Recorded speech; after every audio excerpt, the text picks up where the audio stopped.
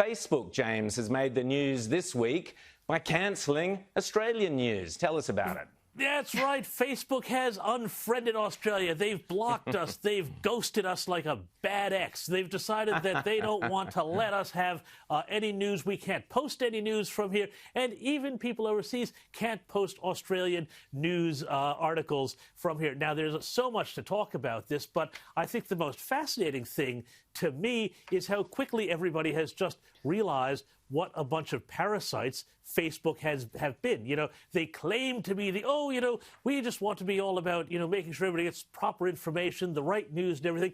Well, by doing this, they have now become the world's #1 purveyor in Australia of cat photos and conspiracy theories because there's no real news left.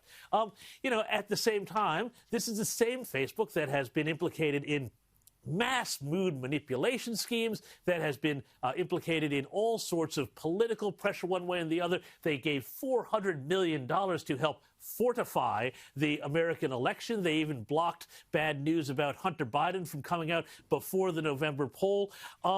I just think, frankly, and from what I've been seeing, people are finding their news elsewhere. They don't need Facebook to find the news. They're having a better time without Facebook. Facebook, I think, has made a tremendous strategic miscalculation in not coming to the party on the government's legislation, which simply says, hey, if you're going to build a site that aggregates and uses content from operations such as Sky News and from all the other professional news organizations that are out there, well, then you need to pay for that.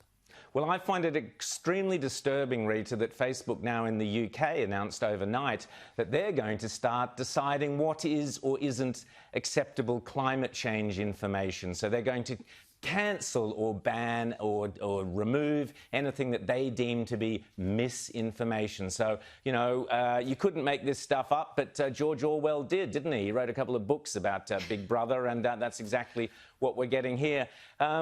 Rita, the legislation that James was referring to, I think Josh Frydenberg's done a good job here. If you look a couple of weeks ago, this is the CEO of Google, who was coming out and doing pretty much threatening what Mark Zuckerberg has done to remove Google from Australia. But that didn't happen. But just have a listen to what she was saying only 2 weeks ago. If this version of the code were to become law, it would give us no real choice but to stop making Google search available in Australia. And yet, Rita, News Corp has done a deal with Google and it seems to be working. Tell us. Well, yes, and the Nine media has also done that. They're bluffing, and their bluff has been called. And now Facebook is flexing its muscle. But conservatives, I've been writing about the dangers of tech tyranny, tech censorship, controlling what we can share, what we can say in the digital public square for years.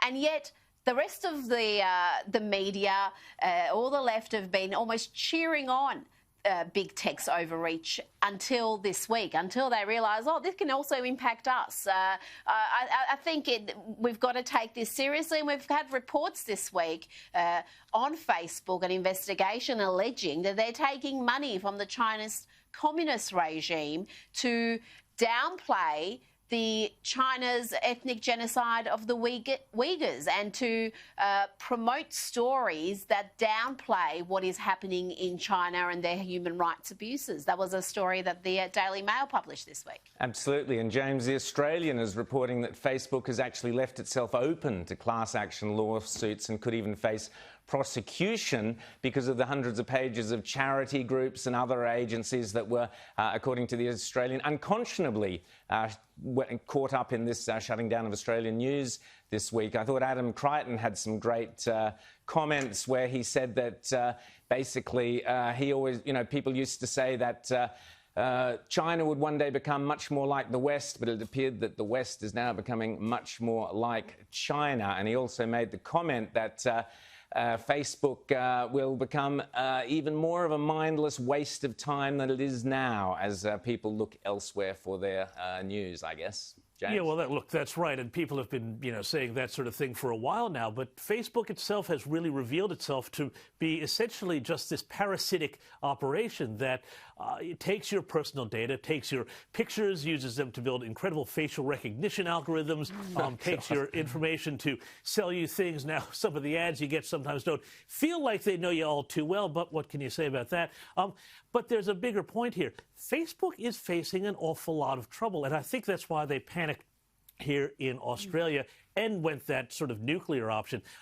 In the United States, they're under a tremendous amount of pressure. 48 states have joined a suit against them, saying that they've engaged in antitrust behavior by buying competitors and essentially crushing them or absorbing them into them. So behaving like monopolies. And then there's also the question of, in the United States, again, a piece of legislation known as Section 230, which says that you can't be both a publisher and a platform at the same time, which is what Facebook keeps claiming that it is, because every time they do something like this, they say that they are just being a neutral platform. Fine, don't bear responsibility of a publisher. But then as soon as they start acting with editorial judgment, then they can be regulated. And that is really what the main game is all about this. And Facebook has shown its cards very clearly this week.